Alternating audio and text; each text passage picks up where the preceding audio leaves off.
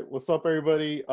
65 Lokes here with my guest, Casey, all the way in Australia. This is Skill Riders Podcast, episode 121.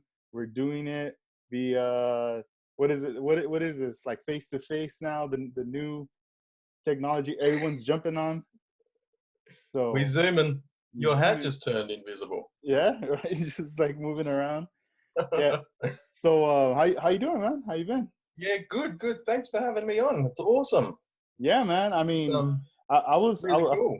at first I thought we were gonna probably do the podcast, like like over the phone kind of thing. Traditionally, that's how I've been doing it lately. But I started to think, you know what? Like a lot of people are using the Zoom. I've been wanting to use it. I did with Luis and Vision 124. We did like a test trial too one day, Yeah, yep. and that was fun. Like that was working out pretty cool. So I was like, you know what? Hey, Casey, if you're down, let's do this. Yeah, So, if the technology's there and working, nah, yeah, man. you know, Nah, so well, hopefully it catches on. oh yeah, I'm sure. I'm pretty sure. What time is it out there? It is 2-ish p.m. All right, cool. out here. Around this time, are you working on models, or are you just kind of just chilling throughout your day, doing other stuff? I was starting to get back on the computer, do some more 3D stuff. Oh hell Um, yeah, yeah, when the day's kind of, at its hottest, you turn the fans on and yeah. turn the computer on and chill over there. Oh nice. But yeah, no, that's about it. If I don't have a print running, Yeah, it's just filling in time between prints. nice man. That's pretty much it. And for like the 3D printing, how long have you been doing that now? It seems like you haven't been doing it for so long. No, not really. I think April just past last year is when I finally got it set up Oh, after moving house, and it's been like running since then. damn, dude, I that's think crazy. yeah, no, it's crazy. It's really really fun. I think everyone should have one. Yeah. Super cool. No, yeah. I mean, I know a while back we had talked, and you had sent me some files over to like get kickstarted on the thing, and it's like things like that. It's more of an urge to want to get this stuff. Get a 3D Yeah, yeah. printer, get all set up. So that's pretty dope. Yeah, no, part of that sometimes if I link up with someone and they're like, how does Mm, the printer go? What's the kind of quality like? I yeah. might like, send them some prints to like bribe them into buying one, Uh-huh. just to expand the amount of people that own one. Yep. Just because the quality is just insane. Yeah. Um when you have them dial in and they work, because Mhm. that can be kind of challenging. But yeah, no, it's been absolutely awesome, like linking up with new people and Mhm. sending stuff out and seeing people really kind of jump head first into it and like, Yeah. straight up dive in That's and just, dope. get covered in 3D parts. Really, Man, really cool. how's it been with the tires? I know when you're printing the tires, like the rubbery part, that's another type of material, right? From the resin? Yeah, that was Mono QR Flexi resin out here in Australia. It worked okay. I wanted to test it out because getting the tight fitment between the rim and the tire can be kind of tricky, um, for me anyway. So I tried that out for a while and it didn't go super well. It's not like the rubber you get in kits. Yeah. It's, if you can squeeze a kit tire and it won't care very much, it'll just spring back into a circle. Mhm. But the ones I printed with the Flexi, like if you squeezed it the tiniest bit too much, it'd be like, nah, not having this. And it would break immediately and just crumble into bits. Oh, wow. So, like, Yeah. yeah, I kind of gave up on that Uh-huh. and just went back to resin because I don't think the material's there yet for what we want to use it for. Mhm. But resin ties are the hard resin. You just get used to using them. Mm. When you like have used up all your like sets of wheels from Aoshima that you buy, Oh and yeah. you use all them on other sets, and you just need to print some more. Yeah. Right on. How do you come up with the designs? Because I've noticed on what's that website? It's like Thingiverse or Thingiverse. Oh yeah, Thingiverse. Yeah, There yeah, you go. yeah. Yeah. Um, yeah, that's a great website when it's working. Uh-huh. Um, I just kind of wherever I see them, I follow a bunch of the wheel manufacturers on Instagram, And if I see a real nice one, I'm like, oh, snap, and like take a screenshot, and like Yeah. I'll add that to the huge list of ones I'll get to someday. Oh, right Um, on. but lately, I've been going back and fixing up old files that I had done way back when I started. Mm. And so I think there's like 5 or 6 sort of smaller diameter Japanese wheels on there. Okay. Like you know the itty bitty teeny weeny ones. And you kind of just when you're surfing the web, you kind of notice what you like. And my phone is full of screenshots of wheels I want to get to someday. Yeah. Absolutely full of them from all kinds of sources. And like people will send them in and go, "What if you drew this one? Wouldn't that be cool?" Trying to like convince me that Yeah. to draw the wheels I like. But yeah, no, everywhere, absolutely everywhere. Man, that's Get cool. the ideas from. Yeah, that's pretty crazy. Like people just from around the world can, if they're walking down their neighborhood or wherever they're at, they see a car with some unique wheel, and something new. Like you said, they Yeah, could take a picture of it and send it to you to see if yeah, maybe one day you bring it to life.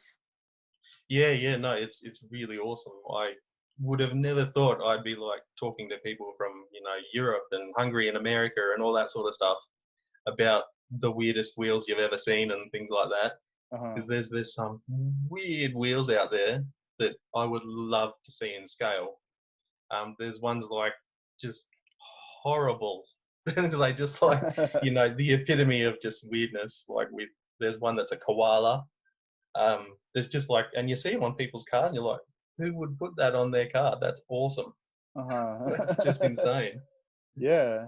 So it's like all the weird, like different types of, it's kind of what catches your attention than the more Yeah, like common kind of wheel you'll see yeah. out. There's some awesome ones that I still would like to get to when I have more practice with the 3D drawing and things like that. There's one called I think NK Paramount, where it's like got 18 little, it's like a pizza. It's got 18 slices on the front and it's 3 different colors. So there's like a pattern of 6 and it's the silliest looking thing that I've ever seen. Yeah. And yeah, I'm not stopping until I have printed at least one of those Uh-huh. successfully. That's cool, man. Yeah, like, we keep seeing your updates on Instagram and everybody's just like going crazy, like checking them out, showing you love, even hitting you up for help on stuff with that, with the 3D printing. And I think it's awesome that you're going out of your way to help people out with that, you know? It's really awesome to be a part of the model car community that's already based purely on creativity. And then there's this other type, like little side niche of the 3D printing and drawing and that sort of stuff, of people that are like super keen and enthusiastic to Mm. jump in and like get their own things that they, are dying to see in scale printed and like I suppose sell and all that sort of stuff. Yeah. It's just so crazy that so many people have jumped on it so quick, Hmm. and it's like we're all just trying to like find our feet with it because even I still run into like the weirdest problems with my printer and I have to go searching and find solutions and that sort of thing. And everyone that like is into the 3D printing of model parts has been so incredibly helpful themselves, Hmm. which I'm super duper grateful for. Because there's, I think, Grubby has a printer, Joel, Iceman, Yeah. and we all just kind of go back and forth sometimes with issues and what works and what doesn't, and it's awesome. It's like a little sub hobby within the Yeah. hobby Yeah. already. Yeah. It's like a community within the community. Yeah, That's yeah, what's yeah, yeah. up. And Man, I'm that's looking tight. forward to it growing really fast. Oh yeah, I could see that. Do you like jumping into this program, do you have any like architectural background or any kind of experience with these kind of softwares? No, no, not at all. It's they're really intuitive. The one I use, SketchUp, I have it laid out so like there's a toolbar on the side and the top like Microsoft Paint used to do. It Okay. has all the tools on the side. I have it set out like that, and when I'm first drawing a wheel, I start drawing it flat. Hmm. So it's pretty much exactly like using Microsoft Paint for the flat drawings, and then you just like extrude stuff up into the third dimension. But I was taught by a really good friend of mine here in Australia, who's named Daryl. He goes by Bodgy Bro on the websites and stuff. I don't Hmm. think he does Instagram, but he was taking these files from online that weren't meant to be 3D printed and doing something to them I didn't know at the time, making them 3D printable. And there were these like 1/18 scale utes, like Australian cars. And I just saw that and like, dude, you have to teach me. How did you do that? What the hell did you do? And then it all just kind of snowballed from there. I just kind of am obsessed with wheels. Yeah, Um, damn. because that's pretty much all I draw these days is just wheels. Yeah. Do you ever I think love that it. one day you're gonna create, like just your own original design, and you might be like selling these designs to like companies in the future? A real like 101 rim wheel company? Um, no, I don't, I don't think I'd ever go that far. I know a few dudes who do it, and but I just really love replicating the wheels that I find online. There's one I did. I never really had a name for it, but it's on Thingiverse under Ninja Star. But Okay. that was way back when I was a teenager and I was trying to make my own wheels out of like sheet styrene and stuff. And Mm, I was just screwing around like spinning a piece of like tin around a pin to get them exactly the same on every spoke, and then yeah. cutting them out. And I only remembered it like a few months ago that hey, that's right, I tried to make that specific design years and years and years ago, and I finally got it up and I printed a few, and I think it's Half a Hot Rod, I think is the guy's name. I don't know his actual name on Instagram, but he was like super jazzed on them and printed them out. And I'm like, whoa, that's like my original design thousands of kilometers away that Yeah, that's somebody's nuts. like enjoying and stuff. But I think it's a lot different doing the scale wheels and the full wheels. Mhm. As cool as that would be, I can like imagine seeing someone rolling down the street on a set of wheels. Yeah, man, My design would be that'd be super awesome, crazy. really rewarding. Yeah, I think Definitely. there's a guy on Instagram, Speed Hero. Um, I think he does that. And speaking to him, like at the very start when I was starting to get into more complicated designs, um, really helped me, um, you know, kind of use the program in a way where everything's kind of structurally sound, even for what we do, because it's really easy to print something way too thin, and even the weight of a model car will like bend it over time. But seeing him and talking to him about kind of like material tolerances and that sort of thing in his work really helped me um, push my drawing like up a little bit at the start, going from like kind of flat wheels to ones that are concave or convex or whatever.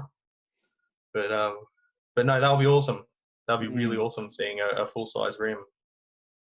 that's Um, cool. yeah, yeah, maybe one day. No, yeah. I mean, it's all But it's all in steps, because if you yeah, think about like model building, first it was just building, right? And then now this led you into 3D printing. Who yeah, knows what's gonna come next after that, you know? yeah. I would love to do some 3D sculpting, which more organic shapes and that sort of thing. Um, but finding like going from a sort of everything symmetrical and straight and sharp edges um, to like actual sculpting is like a pretty big step. But I think Yeah. that's the next thing I'd want to try. Uh-huh. You Yeah, might after be wheels and stuff. yeah, you might be pretty 3D printing some Gundam parts too. You never know. Yeah. I was going to for that for those little bear guys. Okay. Um, it's not the actual, but the itsy bitsy little one. Hmm. I like someone sent me one of them, and I'm like, it was the first Gundam sort of thing I did, and I'm like, you know what? That would be really cool if that was like a gun on his little arm or something like that. Hmm. And but it kind of just fell by the wayside because wheels are what I was super interested in at the time. No, yeah, definitely. And as far as like model building, I mean, you don't just stick to just one style. You cross over to different genres in the cars. And when now that you're in Australia, you're back at home, and you're looking at what we're got going on out here in the States. Um, does it trip you out, like just what you see, like the influence, goes your way? Because even from us, we get influence from the stuff we see you guys do. Like it goes back and forth. Yeah, yeah. I think that's the magic thing about the social media, and especially for hobbies, is all these sort of, I suppose you call them cultural differences between, like, styles of car, cross over so much and so rapidly. Um, like we were just doing a build off for like an Australian burnout style car, which is just, super flashy, big engines, sort of lots of noise and power and stuff. And I think they had some American dudes join in. Um, and I think, who's that YouTuber? I think he just built a racetrack. The Hell Yeah Brother guy. He came to Australia and with a burnout car he'd made purposely for that, and then he took that back to the States and like built his own burnout pad. And that's kind of that like cultural thing goes back and forth, because us over here we're pretty much 100% influenced by, American muscle or like Japanese cars and that sort of thing. But I think there's just too many genres to kind of stick to one. I think Mm. I'd do enough of them where I'd get bored and I'd be looking for something else to do. Which is why I have like, most of the kits I have are started in some way or another. I don't have any like many just sitting there waiting for me to start them, because I'll be like, I'll see someone post up a hot rod or something like that and go, damn, yeah, I'll give that a go for sure. Uh-huh. And then I'll like hunt through my stash for an unstarted kit. But yeah, no, you see a lot of the kind of the Japanese stuff at the moment, all the like stance and all that is really popular everywhere. Um, and I think it only gives people a chance to like grow in the hobby and try new things, and find Mhm. out what something they would find super duper interesting, which is what I try to do with the eclectic sort of collection of kits and builds and stuff like that. Yeah. It's just finding a reason to do one Uh-huh. is far too easy. Yeah. I still remember back then you had done a lowrider build, and this was from yeah, I wrote it down, a 1970 Ford the Galaxy. I believe Yeah, it's like a, it's supposed to be like a police car, right? From AMT, and you did your version of it, lowrider. It almost looks like a midnight blue, the color. It's a really nice color that's on that car. I And think that was a Tamiya rattle can okay, color. I think it's Mikado, yeah, man, if I that thing. remember correctly, because that was years ago. Oh yeah, yeah, that thing's dope, man. I was like, what? Like when that, I Thanks. I remember, like, if you go to your photos and your where you're tagged, you can still, people can still see that photo of that Yeah, car. yeah, I remember that. That was, I think, not long after I joined Instagram, Uh-huh. and this thing came up like, you've been tagged in a photo or something like that. I'm like, oh god, what do I do? I didn't do anything, I swear, because I Yeah, thought it was like reported or something. yeah, And but no, that was really cool to see, like something like how like rewarding it is to see someone share your build, and it kind of pushes you to like keep improving and that sort of thing. hmm, Because that kit I think was like one of the first sets of those Pegasus wires I ever had, and I really wanted to do something special to use them on. yeah. And I can't remember what I was originally going to do with that car, but I'm like, oh, a four-door lowrider would be pretty fun. And that's before I realized like how much BMF is on that car, and Hmm. how much trim and stuff is on it. Yeah. Yeah, no, I really enjoyed that one for the very few models that I've finished. It was a Uh-huh. great build. I think it only took me like a year and a half to Oh do a wow. Yeah. curbside build. That's Yeah, no, it cool. was really good. How hard is it for you to get parts like from Pegasus or other, like US made stuff out here over to you? I find it pretty difficult.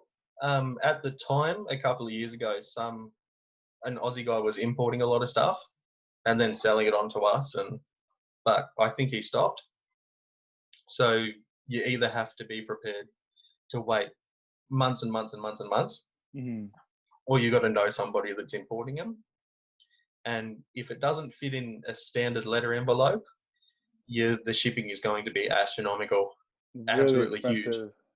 Yeah. I was back when we were talking about the lowrider magazines, and I like went on eBay and looked at them, and they were the only ones in the USA.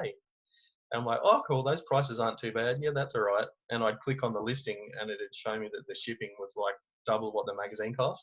And I was like, okay, Dang, yeah. never What? mind. Don't need it that bad.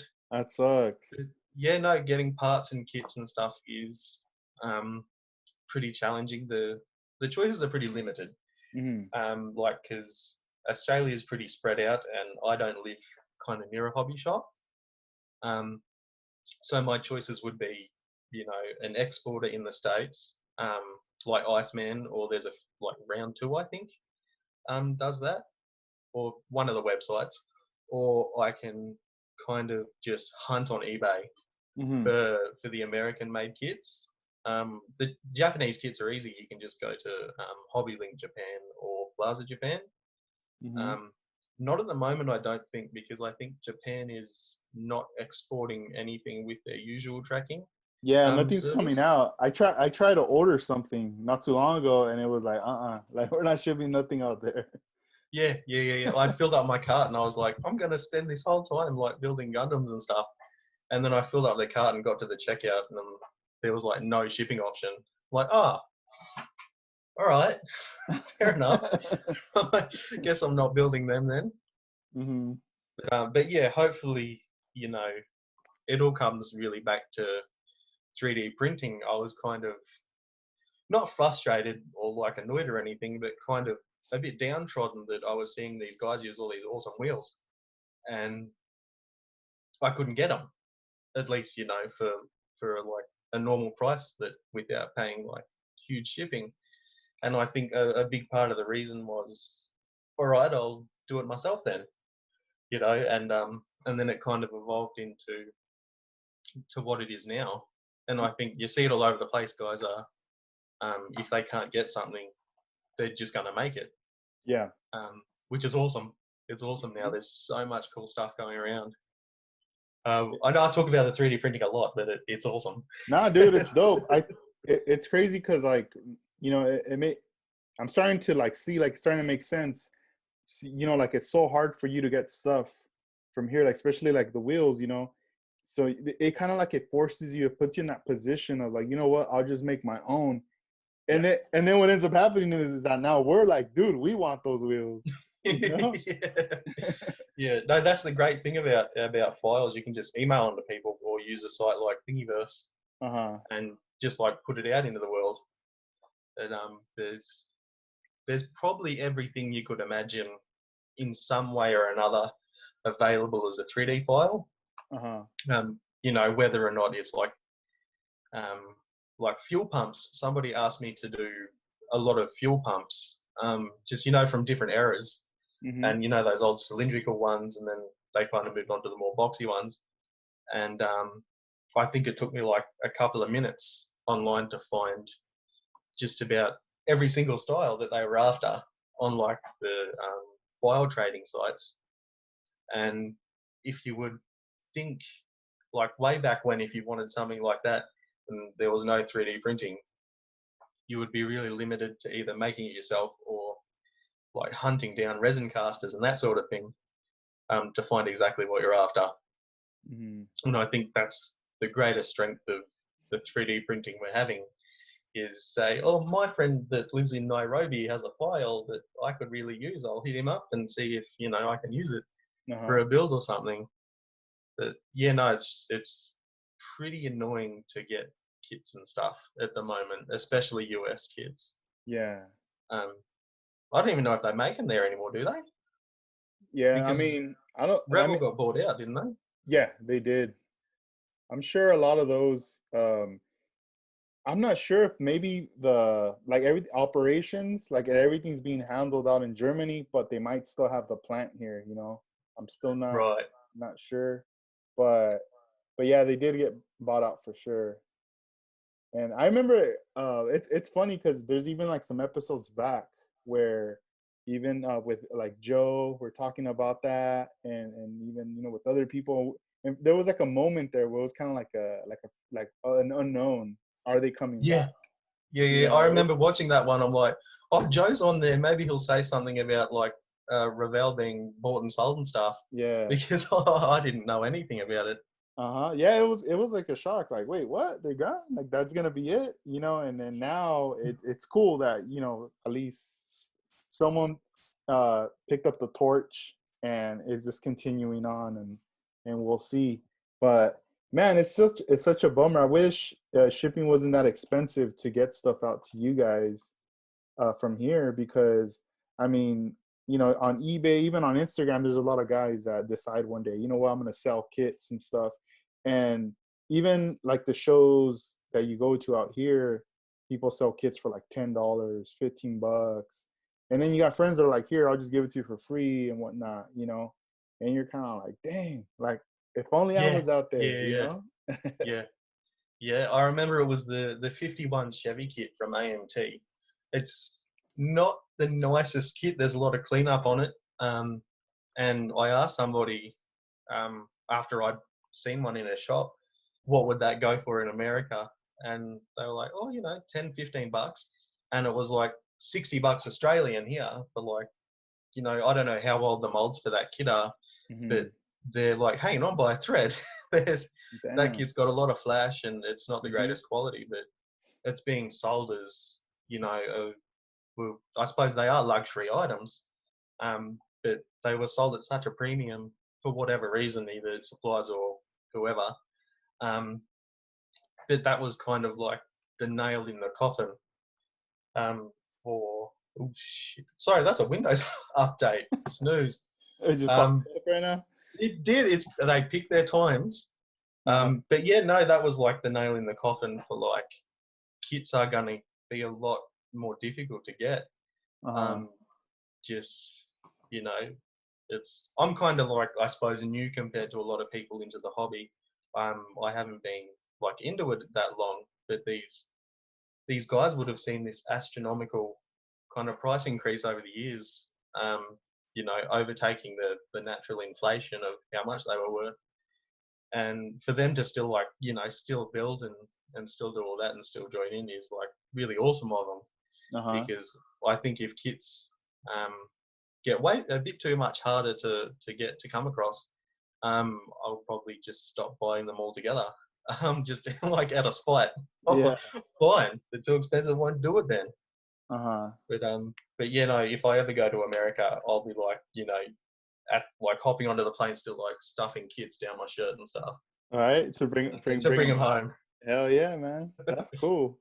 Um, Uh a model that you did too, is a Catalina, the orange one. Um, I love the center line. It has the white. It's like were you inspired by the Gene Winfield, that fade Yeah, yeah, center? yeah. That Okay. one was I think that was the first model I airbrushed. I Uh-huh. bought a cheap little like setup from Aldi, which is the shop that like sells everything. It's kind of like Harbour Freight, Uh-huh. bit of grocery store, and I wanted to do something kind of try something special, instead of just painting it normally. Yeah. And it took me a couple of tries. I think I sanded the roof a couple of times on that. Mm. Um, like I'd do the orange nice, and then I'd screw up the white because I was like over thinning the paint or whatever, and it would like dry and have all bits in it, so I'd sand it off and start again. But that was another set of like that was a special build I wanted to do because of the Pegasus wheels on it, Uh-huh. because I'd seen people use those wheels for years, and I'm like, I finally have a set. I'd better do something cool with them. Uh-huh. Um, but yeah, no, I think I took the wheels off it for another project long Uh-huh. after. Um, That's what I would but do. yeah, I Uh, just wanted to keep using those wheels. I think it's on yeah. that Volkswagen bus or whatever. Uh-huh. Um, but yeah, no, it's kind of tracking my progress is really tricky with it because I try not to like go back and look at old projects and stuff because I just end up building the same stuff. Mm-hmm. And I kind of like go back and delete the pictures because I like to keep it like clean and kind of like doing a bench reset on Instagram. And but I think since then, I've really tried to like broaden my horizons, because before that it was mostly um, customs and like maybe a little bit of lowriders and stuff. Hmm. Because like Japanese kits were like few and far between, kind of like the opposite of how it is now. Hmm. But but yeah, no, I turned out really happy with it, and then I like put it back in the box because I didn't have a display case. Oh man, yeah. That VW, it's a toaster bus. Yeah, the toaster bus. Yeah, that thing's nice, man. I really love the photography, that how you present your models. Everything just looks really clean on your I think photos. for every picture I upload, there's like 10 that I slide through and go, nah, nah, nah, nah. But I think taking pictures of a finished model is the most fun I think I've had with a model car. Just because, you know, you get to present it in the way you originally thought it was going to look, Hmm. if you did it right, I suppose. Yeah. But the the part I'm most happy with that one is the paint. It's the first one I tried that Scale Modelers supply paint on. They're a Aussie company out here, Mm. and before then I'd only ever used like the jars of Tamiya and pre-thinned them and all that sort of stuff on my own. But going from that to a fancy paint was like night and day, and I couldn't believe how nice it turned out. It was just amazing. That's cool. So the SMS, right? The paint, that's the one you primarily Scale use? Modelers supply, yeah, Oh, dope. yeah. Yeah, I've Yep, seen that. I've seen that on some Gundam sites that they stock that paint out here. yeah, I think it's USA Gundam Store or something like that. Uh-huh. Yeah. Um, and a few places in Europe and stuff. But I would highly recommend it if I can get those results that I'm happy with from going to Tamiya to that. I can only imagine what the pro builder like super duper guys could do with it, and they have some awesome colors, like those color shifting ones and that sort of stuff. Oh, Really, that really cool. the chameleon type Yeah, colors. yeah, yeah, yeah, yeah. Oh, shoot. Super Yeah, duper cool. that's pretty dope. Yeah, because like I see that, and I mean I see you even on your Gundam or the 30-minute mission figure, you use some of that on there too. Yeah, yeah, yeah, yeah. It was I don't think I'll do that again anytime soon, because Mhm. priming and painting all those parts. Oh Um, man, a lot of little oh, pieces. I ran out of the little like clippy sticks, and I had to do it in 2 batches because I had nothing to like mount the parts on. And I'm like, wow, I'd better lay these out on my bench like individually so I don't lose a single one. Mhm. And I eventually lost a couple of parts for it, Oh man. but like found them later. But yeah, no, even for the Gundam stuff, it's kind of like you can build a box stock and they look amazing, um, just from the nature of how well those kits are designed. Um, but I wanted to do something just, you know, a little bit different, like kind of Uh-huh. try to push it a little bit, Yeah. um, you know, with painting and getting used to using the SMS paints. It was really good practice, especially the Super Silver. Like it kind of reminds me of Alclad, the chrome one. That was like, you know, super duper thin. And if you do really light coats, it turns out almost chrome. I think Uh-huh. that's. I think I used it on the legs and stuff of him. Um, but yeah, no, and I've seen you like busting out, adding armor and stuff on top of the Gundams, Yeah, that sort of yeah. thing. I have one right That's here. I'll awesome. show you. I'll show you. Got this one right here. This is one. Then adding. Oh wait, he's like, why is he disappearing? Do you even painted him with like invisible camouflage? That's awesome. Dang. Oh, watch. There's like a shoulder. Dang, you can't even see it. The white styrene or A whatever. little bit, yeah, yeah, yeah. Yeah, damn. I wonder why it's like disappearing. Probably thinks it's like the backdrop. Man, I got some cars right here too. I was gonna show you, but look, it's like disappearing. Here it is. It's like out of one of those like cheesy movies where the like villain car escapes into the Oh, distance. there you go. There it is. Oh, I guess if it's like on me or what, the backdrop.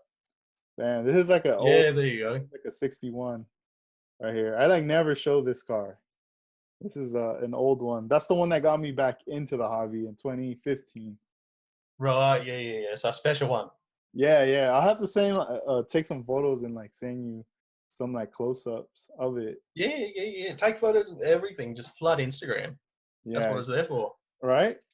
Yeah, it's a trip because like I've noticed a decline in a lot of YouTubers that were doing a lot of the car stuff. And I've noticed it's almost like a shift. Like they shifted toward more towards like Instagram or or Facebook. And because I've seen some channels that just look abandoned, like no one's even there. It's just like, man, what happened? But for a minute, it was like hot, like just constant videos of stuff, you know. And I mean, I know it's tough sometimes, like recording and producing a video and all this. And with Instagram, it's just a photo, you know. Yeah, it's way too easy, isn't it? You know, and a lot of times, I mean, that's kind of what we want to see though too. Is just the photo. We just want to zoom in, yeah, like spend some time just staring. Yeah, yeah. Because sometimes with film, it moves so fast that you're like, dang, it's gone. You know. Yeah, yeah. It can get hard to like show certain details on Uh-huh. video and stuff. I think I made a couple of exactly what you're talking about. It was kind of hard to upload, and especially with Australian internet, to make videos and kind of upload any sort of quality video.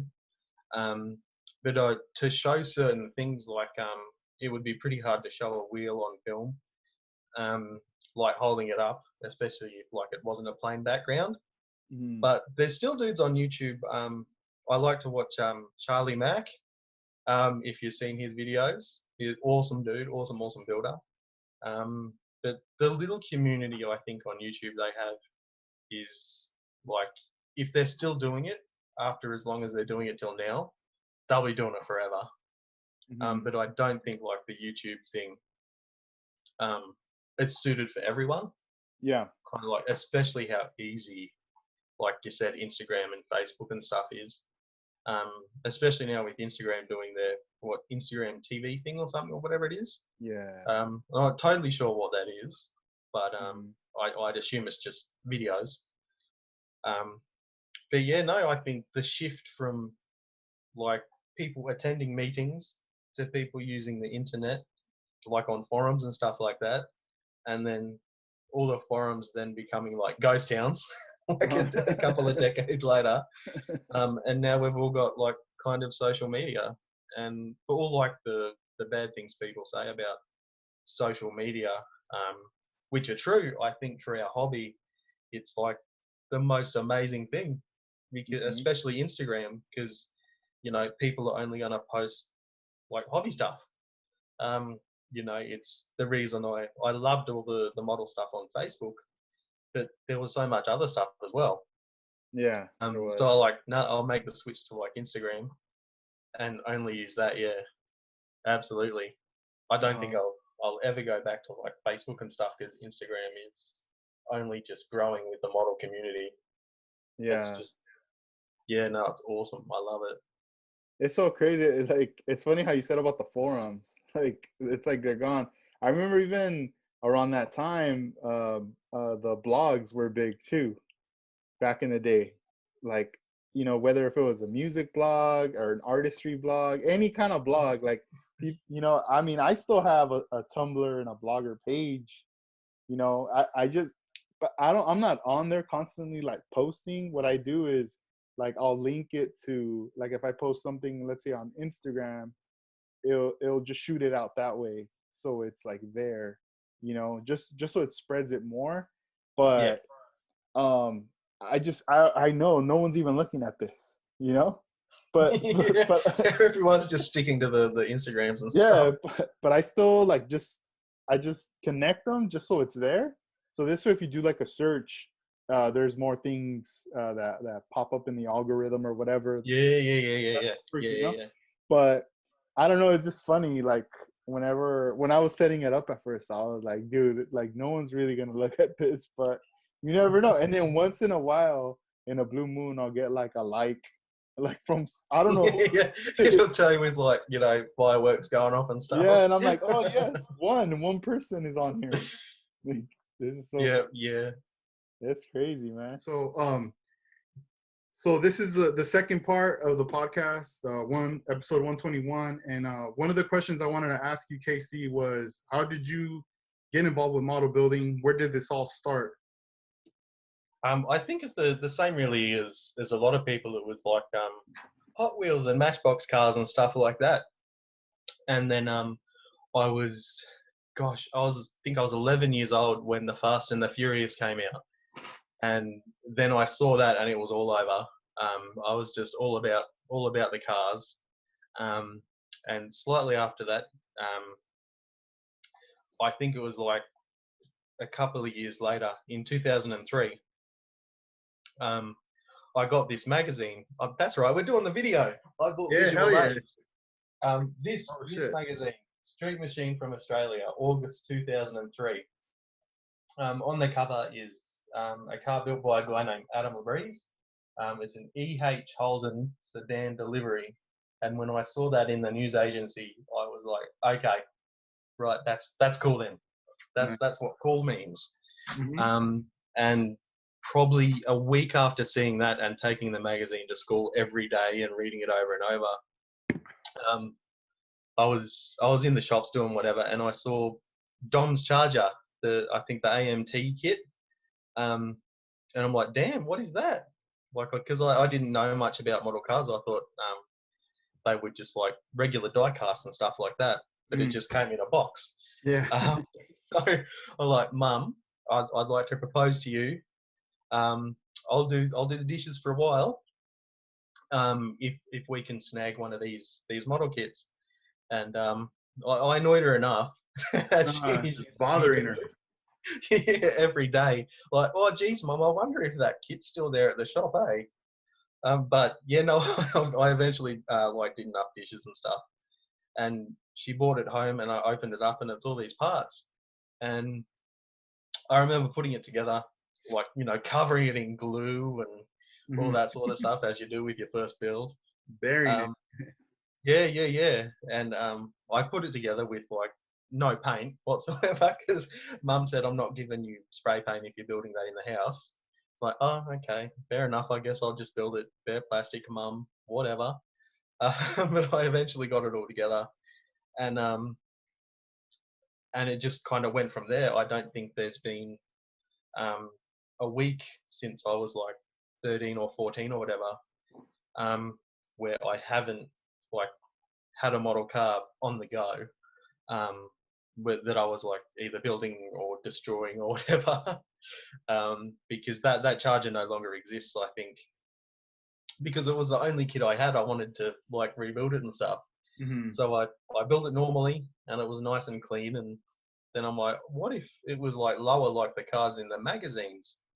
And so that was like my first modification, was like, you know, holding a lighter up to the blade to slice off the part that I'd like put a liter of glue onto, and to make it lower.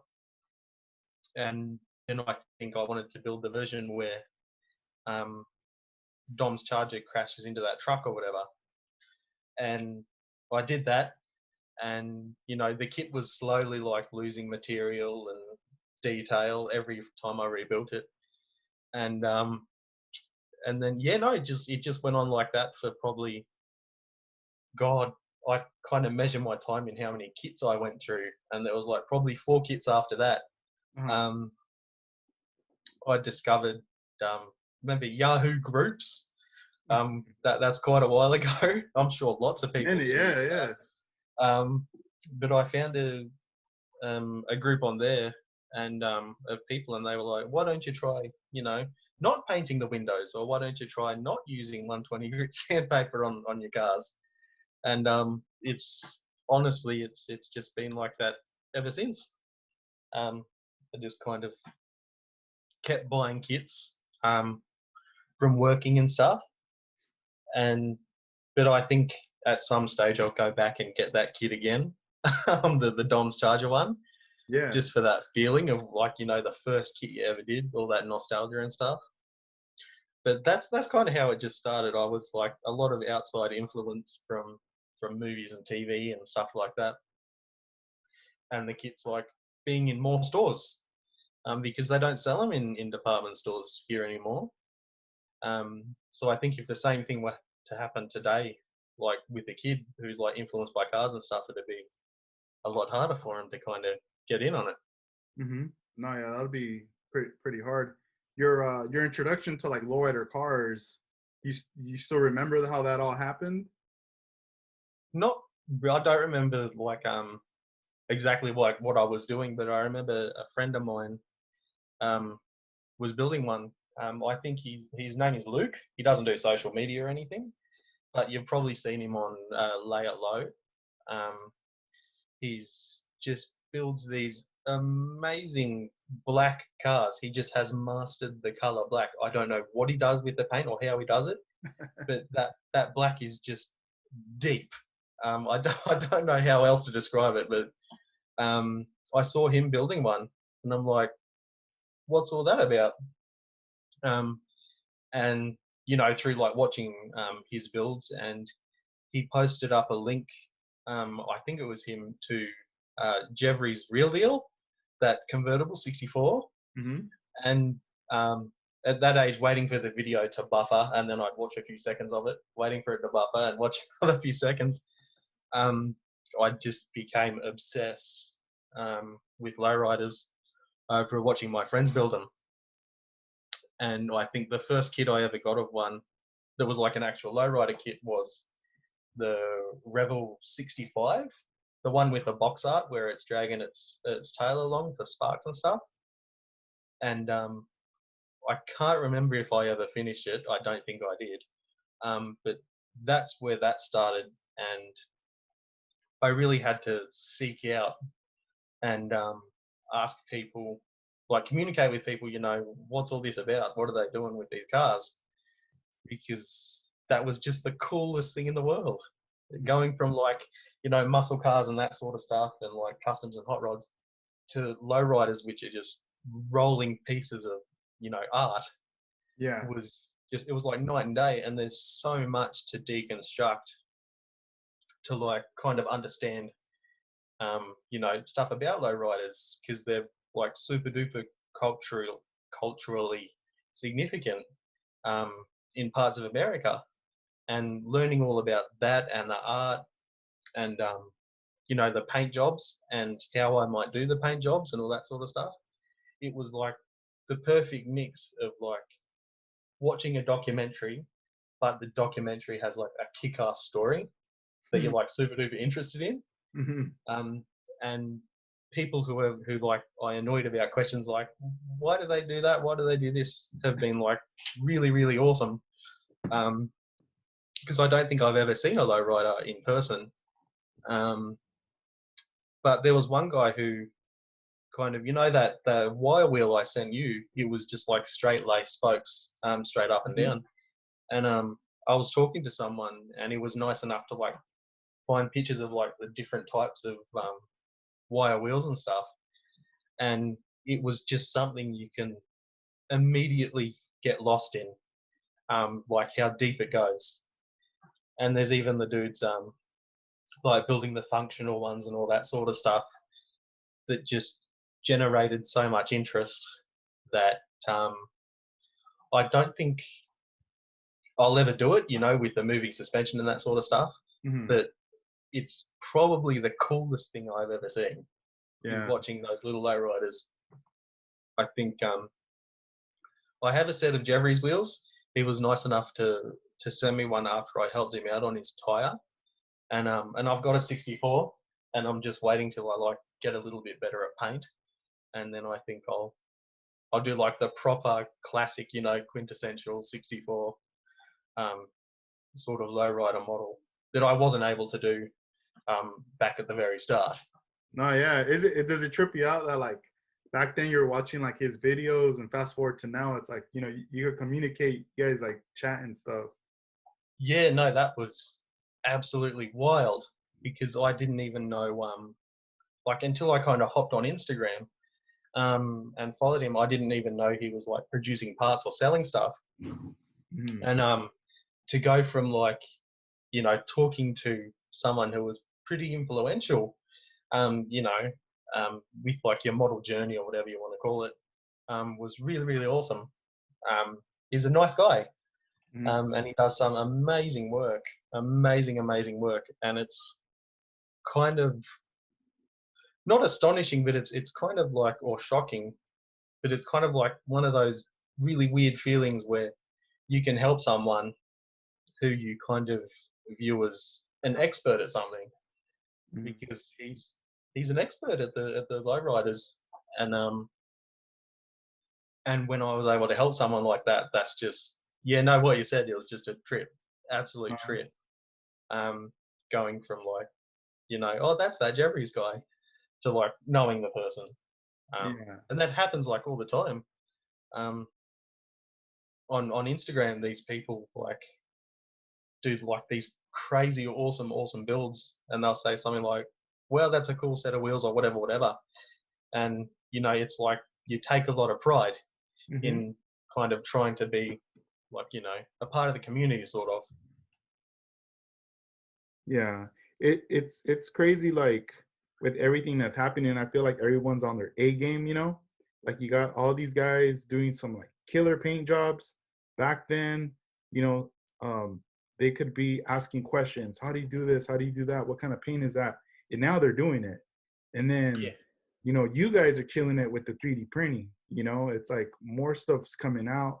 The people that are scratch building, they're taking it to that next level too. oh yeah, yeah, And yeah, it's just like you're right now in the hobby, you're getting hit with so many things. The guys that detail the engines and everything, all those little fine details, they're all there. It's amazing, man, like everything that's just like happening right now. And then just yeah. to I can be imagine it would be like overwhelming, yeah, yeah, to and like just to come be in not knowing anything and seeing that. like a Yeah, part of it, and knowing a lot of these guys too is really neat as well you know yeah, yeah. No, definitely. There's just so much area. You can pick and choose what, areas you want to have, what some you might not enjoy too much. Like I don't really enjoy doing like engines and engine details and stuff. I think the only completed models I have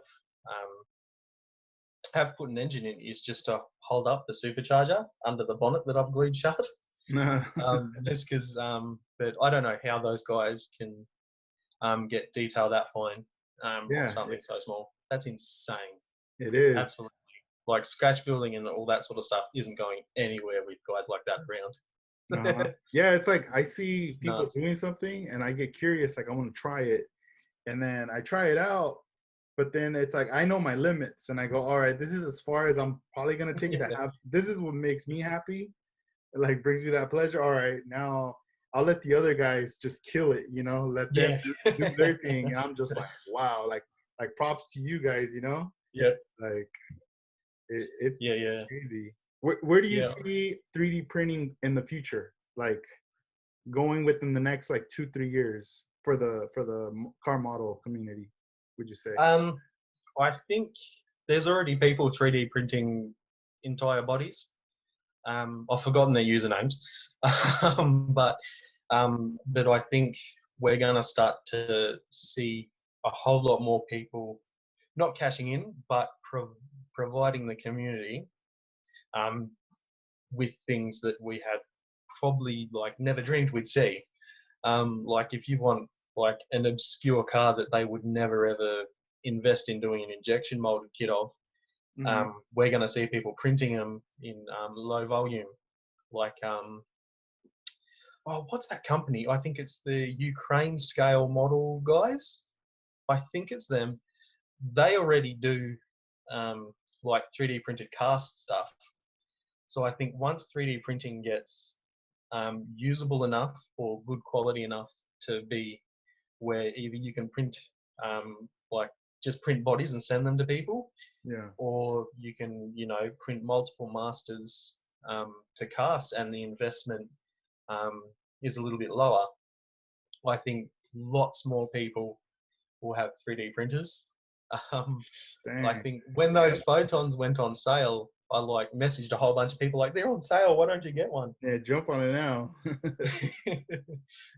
I enjoy it so much, and it'd be so cool to see more people jumping in on it. Yeah.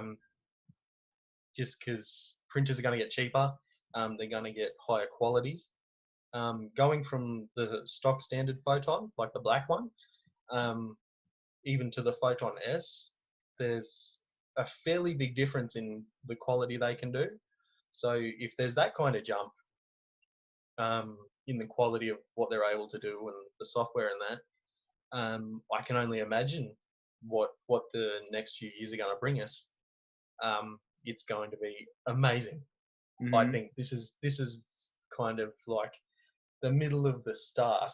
I think Yeah. it's some huge sort of, not change, but addition to the hobby. Yeah. Because, styrene scratch building is going to be there forever. Sorry, injection molded kits and all that. But, and resin casting. But I think 3D printers, because they're so popular at the moment, they kind of like soak up a lot of the news and what's new. And there's probably people bringing out amazing handcrafted resin copies and masters and that sort of stuff that are kind of falling by the wayside. So I don't think it'll ever die out or anything like that, but 3D printing is gonna get a bit bigger, I reckon. There's already dudes doing full chassis and stuff, and it's wild, absolutely wild. No, I don't think I like invest in doing any of that because I have like my hands full just doing my own stuff. Yeah. You don't want to feel that pressure of just like you got to do all these other things.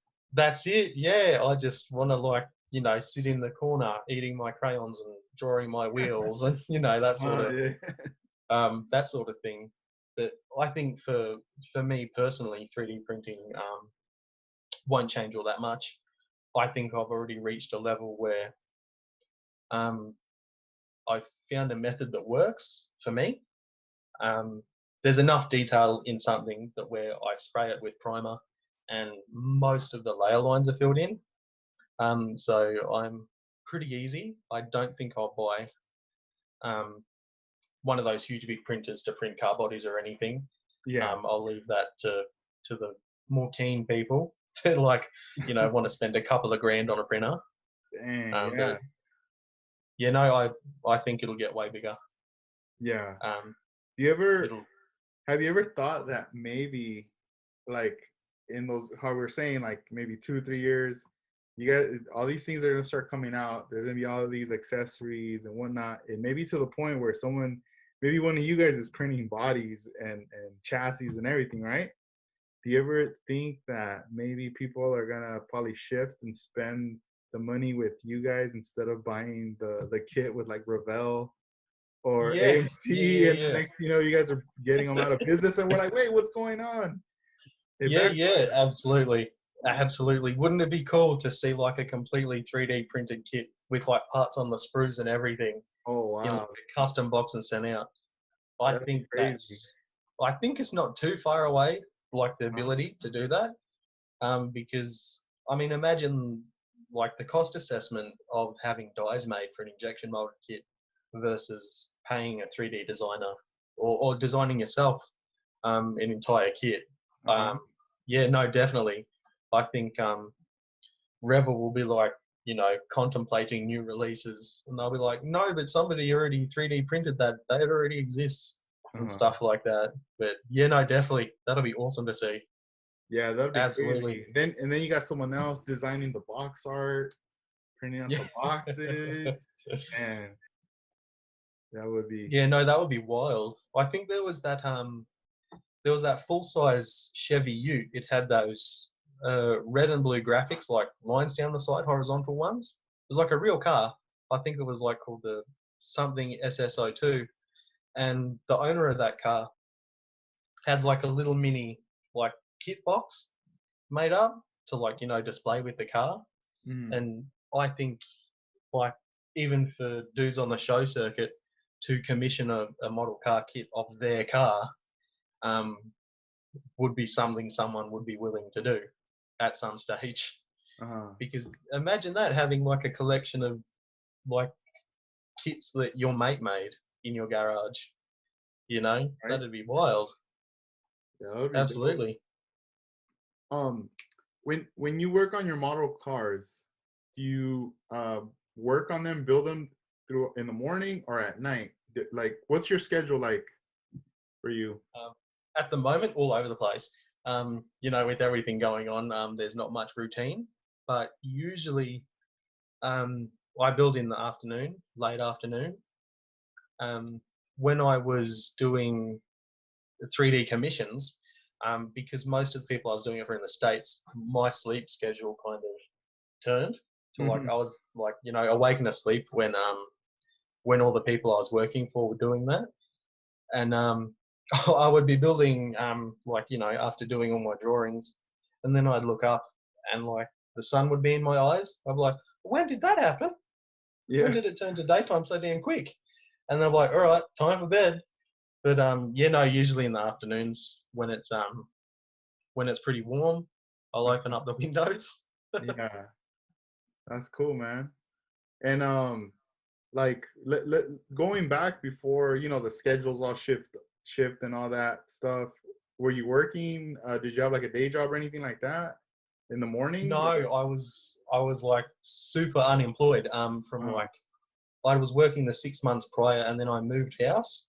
Mhm. And during that time, I had a lot, not a lot, but I had savings, and it got to the point where I was like, all right, work's a bit hard to find here, um, you know, as it always is. And I was like, I'm going to have to do something. And that's when like, I'm like, hang on a minute, I've been doing a couple of drawings for people. So, that could, help me kind of, So you could get have by. it. Yeah, Yeah, that's it. Yeah, yeah, survive and yeah. stuff. And I'm super grateful to every single person I did a 3D model for. They literally kept my rent paid with model building, That's which is awesome. amazing. Yeah. I never thought I'd be able to say that. Uh-huh. But awesome, awesome, awesome. And then it got to a point things got better, and I stopped doing the commissions to work on my own stuff, which was because I was like working like a lot. I'd like get up, go on the computer, do drawings, go to bed, and it got to a point where I like woke up and I didn't even look at my model desk, which is right next to my computer desk here. And I'm like, oh, that's right, I build models too. And I just had like zero time, and Like, I how'd was that like, get there? yeah, exactly. There's this table full of shit here. What am I going to do with it? And then I like kind of stopped and thought, I'll finish off these few, and because I didn't feel like model building, Hmm. which is like my creative outlet, and it is for a lot of people. And it was kind of shocking that I couldn't think of something I wanted to build, or I couldn't think of something I was excited to try out, just because I was like burnt out and busy and all that sort of stuff. And then I decided to like stop doing the commissions, still do like a collaboration every now and then, but it's only like already sorted out stuff Uh-huh. from months and months and months ago. And when I stopped doing that and I got back to the bench, it was like, the feeling, the creative energy kind of washes over you when you're like super jazzed to get at the bench. When you got like lots of stuff to do and you're like, man, I wish I was at the bench. And then you finally get at the bench. And it was that after like months and months and months, um, of doing the 3D drawings and not getting a lot of time to build my own stuff.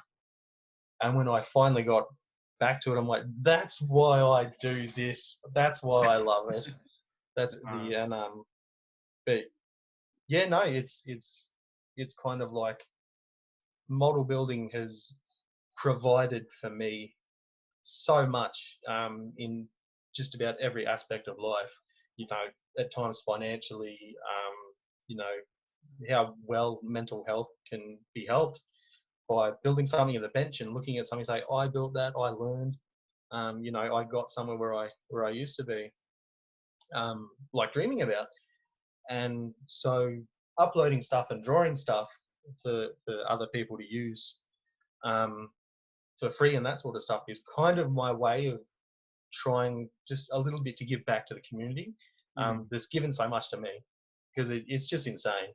I can't imagine what I'd be doing if it wasn't building models and being in the community. Yeah. But it's just been like, like in movies and like stuff, they say, oh, that was a crazy ride. it's exactly like that. Going from, you know, building the odd car and cutting up the plastic and making a big mess of it and that sort of stuff, Uh-huh. to being in a place where people are asking you, can you do something for them? Can you help them? You know, realize something they've been dreaming about for ages. You know, through being able to 3D draw and print and stuff, and that kind of feeling is just something I never thought model building would bring to me. And I think it's something like a lot of kind of unspoken stuff about building models, because, you know, you can always reduce it to just you're building plastic cars and stuff, but there's so much more to it than that. You know, and I could prattle on for hours and hours about it, but I think a lot of what I do is to try and get more people doing something that I enjoy so much, Yeah. which is the 3D printing and drawing and that sort of stuff.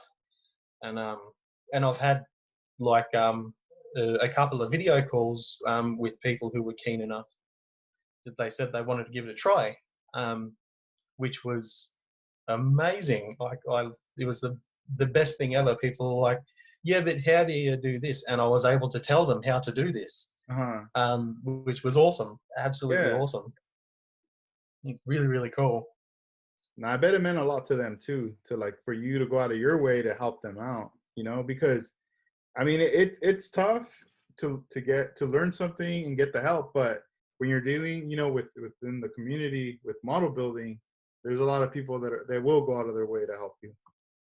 Yeah, yeah, yeah, yeah. It's just um, like when somebody said, that looks great, thanks, and then they got it printed and then they're holding it, that was like this immense like confidence boost of seeing, you know, my stuff being used. And still every time I see someone use one of my parts, it's like, you know, the butterflies, Yeah. because Yeah. it's just such a trip, you know, when people say, thanks, I really enjoyed, you know, um, downloading and printing that part, um, which is just crazy. Like that's why I still do it, because of that reaction Uh-huh. that people get. And like there's weird wheels out there that I want to like. I think it's kind of funny to spend so much time and energy working on something that looks really stupid. Like some of the wheels I've done, they're so off the wall, Mhm. that it just makes me laugh when I see them.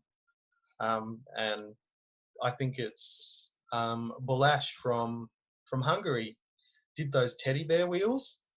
I forget what they're called, but it's like three teddy bear heads on a wheel, and I like my face just dropped. That's I need crazy that. with the little ears too and everything. Yeah, yeah, yeah, yeah, yeah. Hey, It's dang. God, it just and they did it with such skill and finesse Oh, on a little model car wheel with teddy bear faces on it.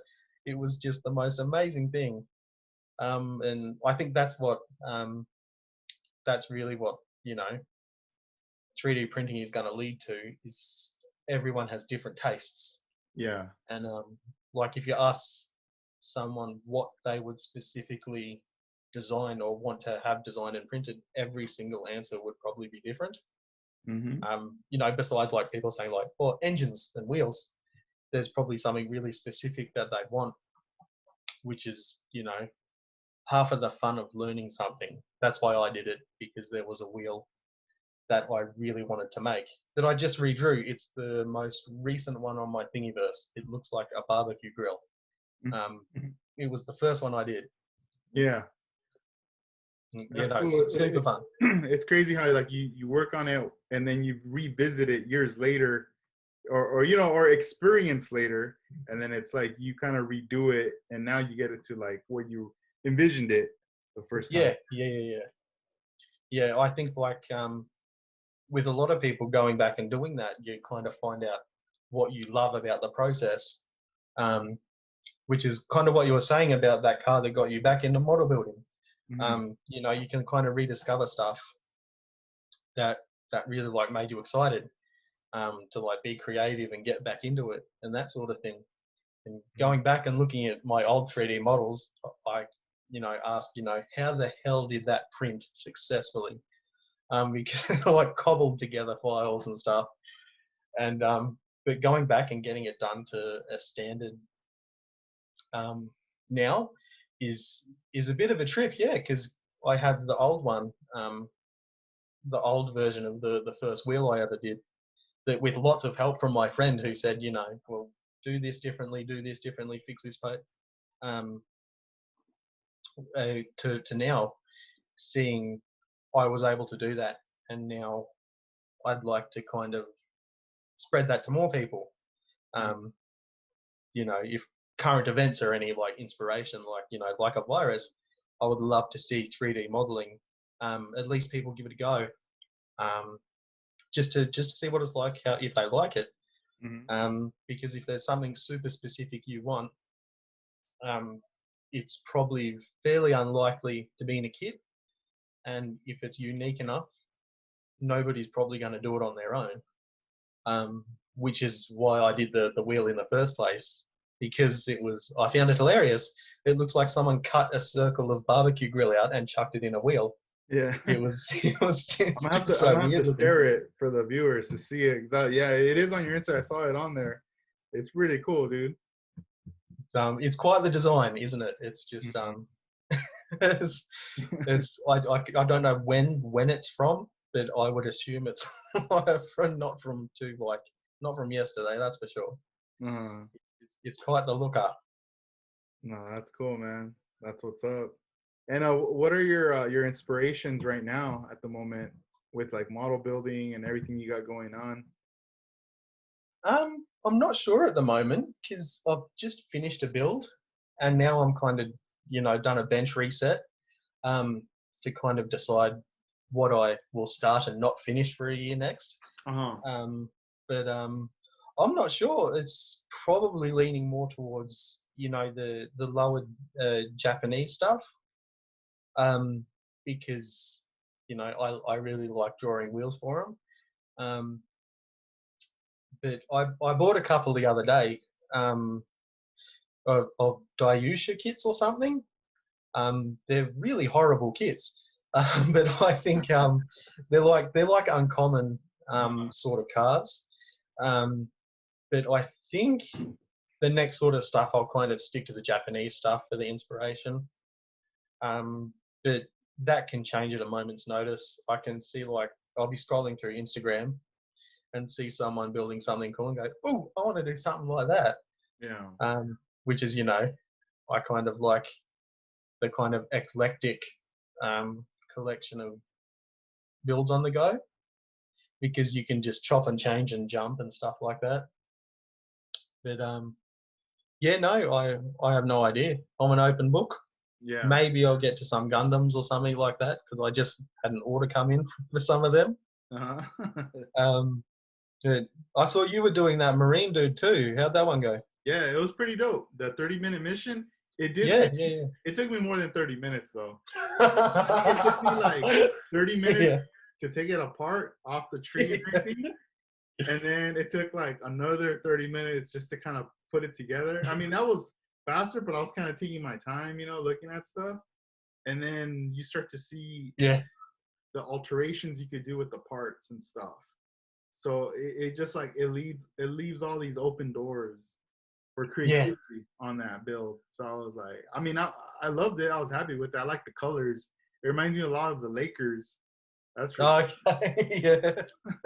So it's kind of a trip, but yeah, I hope that later I get more. I hope to get like some more of those figures just to try them out. But yeah, it's fun. But yeah, I see what you're saying. Like, it's I kind of feel the same right now. Like, I'm bouncing around. I feel like an open book. Like I'm jumping, over here with the car models, and then the Gundams, and then video editing. All these like things, and once in a while I'll record music, like a mix or something. So I'm always like consistently like doing something just to stay busy, or I don't know. It's just part of the life. Yeah. I saw that video. You're like showcasing that skyline, and That was dope. That Oh, was sick. oh, That thank was like you. the camera work mixer. Did you do the music for that one? No, no, not for that one. One thing is that I was like in a dilemma stage. I was going, all right, I can produce all these videos and stuff, but what's gonna hold me back is the music, because sometimes that can be a longer process. Where let's say you got 3 hours and you're like, oh, I'm gonna record something right now, but you might not even be into it, mentally, like nothing comes Yeah. out. So then it's weird. It just happens. So then I was like, you know what? I just want to be productive right now. I want to, see what's up. And my friend Luis, LXC Scale Models, he Yeah. was telling me like, you know what, you can actually get music that it won't get flagged. Like it's cool. Like the copyrights, like you could just use it or whatever. Started digging into that, and then I was like, all right, for right now, this is what's gonna keep my workflow like fast, because I want to keep video editing and learn as much as I can, and not have like a wall in front of me. Yeah. So Yeah. I'll wait until I soak in as much as I can, till later I'll be like, all right, now I'm gonna do everything full on myself, like from the music, the editing, the filming, shooting, all that stuff. So I mean, I'm excited for the future, for car model shows, or even like just linking up with someone at their pad, so this way I can like take photos and record what's going on, so this way I can present to you guys, Yeah. everywhere, like what I captured and what I put together, this story, or just showcasing a car. Hopefully it like inspires like someone out there. Yeah, definitely. I saw it and I thought the Skyline one, this would make a sick advertisement for model building in general, because you're showing the quality of the parts, and also you're showing how far someone's willing to go to advocate for it by putting that work in, with the editing and that sort of stuff. And I think the sky's the limit with that. You could be one day editing like show footage of like piecing it all together as like a 20-minute, this was the NNL West 2022 or whatever, Yeah. and that would people would be like sharing the video, go, yo, check this out. The model cars are like huge, and it's not just like dusty old nerds in the basement. It's like everyone does this. Yeah, yeah. I think the only other model builder I've seen in media, like videos and TV, was like the bad guy in an NCIS episode or something like that. So that's who's representing us at the moment. Yeah. It's that guy. But yeah, no, I can't wait to see what you do next with that sort of stuff. Especially if you're utilizing like stock music and like the free use stuff, because there's Yeah. so much out there, Oh, so there is. much. There is. No, So yeah, yeah, like I'm looking into like lenses and different things. I know later I'll get more into like lighting and stuff like that. Get a little more technical, but for now, I have a 40 millimeter micro lens. But later, I want to get another like a secondary lens to kind of play around with, so this way I can get different angles. I've been messing with the GoPro too. yeah, yeah, It was one of my old GoPros. I've had this for a while, and I just kind of put it away and never mess with it. And just recently, I took it out. Oh, that one video, the recent one I just posted with the Gundam stuff, that was all done with the GoPro. So, yeah.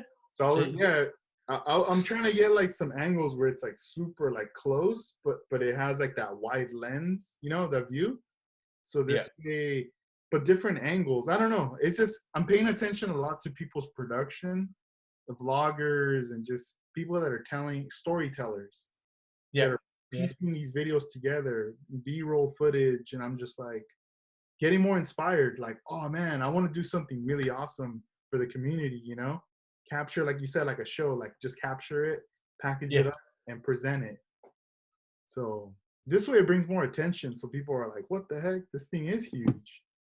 Yeah, yeah, and then maybe like the stores will get like model kits back and stuff like that. And I think if Yeah. enough people are doing it well enough, it's gonna get lots and lots of attention. I think one of my favorite videos on YouTube is this dude who he uses a 3D printing pen where you can like draw in 3D space, and he makes these like amazing miniature sculptures with them. And his production, like you said, it tells the story of it. He's got all this footage and he like cuts it together really efficiently to like show every step of the process. And I think like I'm a hypocrite because I don't do it, but if more people did that, it would be really, really cool to see. But it's getting the process down, isn't it? And like what works and what doesn't. No, yeah, I see a lot of the Gundam guys doing their videos, and just the production is crazy. Yeah. That I'm like, man, what kind of lenses you guys using, you know? And I'm just like, I'm hoping that one of them will put like their setup, you know, for the do a setup video. Yeah. I mean, who knows? I might ask them one day, just direct, yo, like, what do you recommend, or how do you get the shot? Because they get some nice shots. And I'm Yeah. like some crazy builds out there. Yeah. Well, I've done someone from France. I think you guys were talking in the last video. There's a lot more French model builders now or something. And the dude messaged me about. I recognized he said 3D printing in his message, but the rest was in French. So I took a screenshot, got it into the Translate app, and like did my best to translate and back into French. I don't know what it came out as. Yeah. He seemed happy because he replied, so I didn't insult him or anything. But yeah, no, a lot of those dudes, like non-English speaking dudes who do the Gundams and stuff. I have no idea what they're saying, because I don't want to try to read the captions and see what they're doing as well. I just want to see what they're doing. And they're just incredible builds. Hopefully one day, you know, Gundam will be bigger, sort of, you know, in the model car world. We can kind of, you know, get more people to experience the Gundam kits. Because I think my mate Sandy, he's just sent me a Gundam kit one day. Said, "Give this a go," and it was like that red dude from the ocean with like 3 claws. I forget what he's called,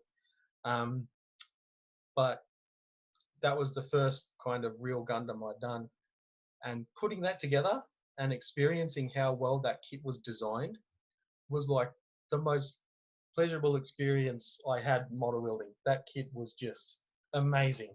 Yeah. I don't want to go back and take it apart to like finish it off with like detailing, because I don't want to like sully the memory of putting that kit together, because they fit so good, going from model cars where, you know, you can have warped bodies and whatnot and flash.